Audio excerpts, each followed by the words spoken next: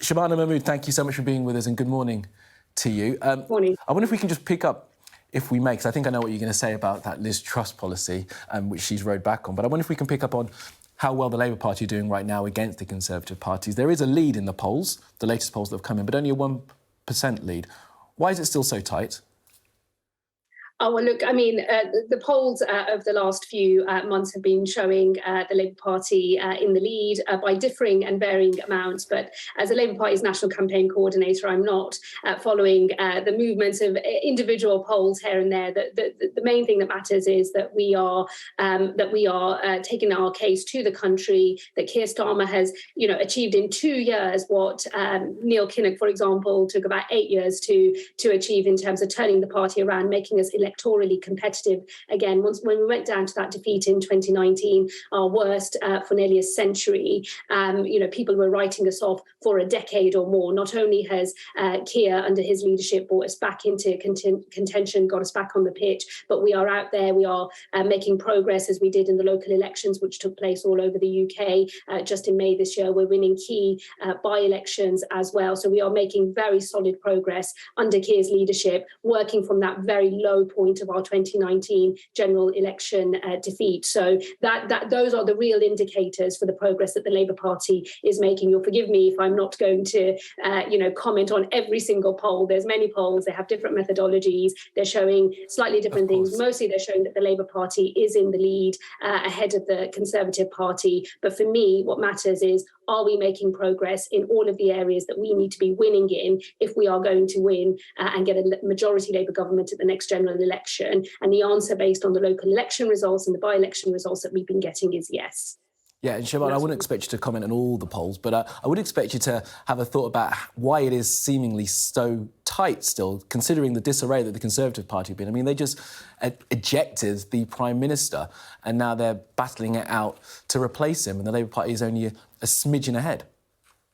Well, no. Well, partly what you're going to see reflected in some of the polls that are taking place at the moment is a recalibration in a sort of post Boris Johnson era for the Conservative Party. But as I said, for me, as I plan ahead to the next general election for the Labour Party, with a clear strategy to get us to a majority Labour government at that next general election, which will be a stunning achievement based on our 2019 general election result. What I'm focusing on is not individual polls, which will fluctuate, and the polls have been extremely volatile for some time now.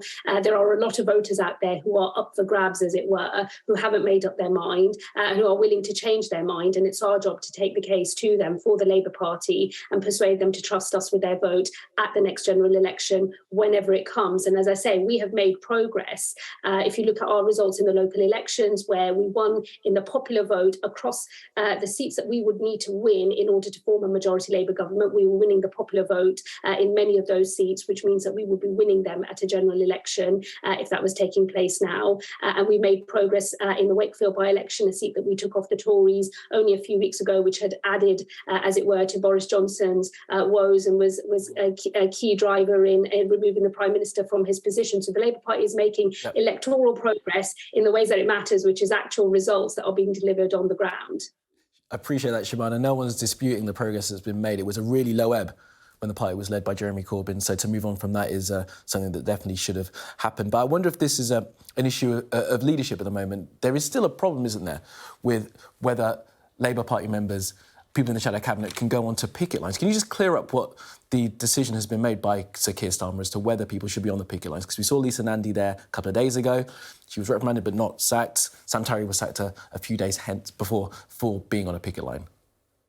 Well, look, there's a clear difference between both of those instances, and so let me just explain. Keir has made very clear that we are a government in waiting. We want the people of our country to put us into government at that next election, and we want that election as soon as possible, and think it should happen as soon as the new Tory Prime Minister is elected. A government in waiting has to behave seriously like a government and be model the behaviour that we would have in government. If you're a government minister, you need to be able to get around a negotiating table with public sector unions, pay officials, worker bodies, representatives, and get to fair negotiations and act in good faith. You can't do that if you walk off, if you get to that negotiating table from picketing at a picket line. So he's been very clear that, Labour frontbenchers should not be picketing at a picket line. But there is a world of difference between that and, members of parliament meeting workers in their constituency, talking to them about the issues that are affecting them, their pay, their conditions, how they're struggling with a cost of living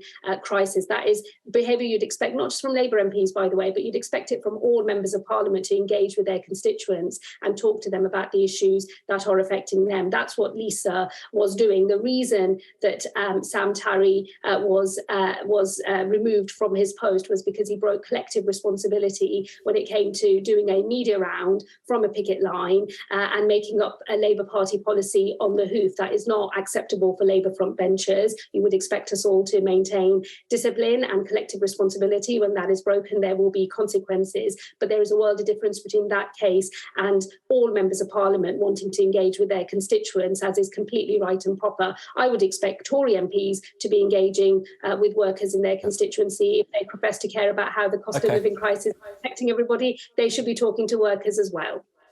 Shabana Mahmood, you've made your point very forcefully. Thank you very much. Shabana Mahmood, National Campaign Coordinator for the Labour Party. Thank you for your time.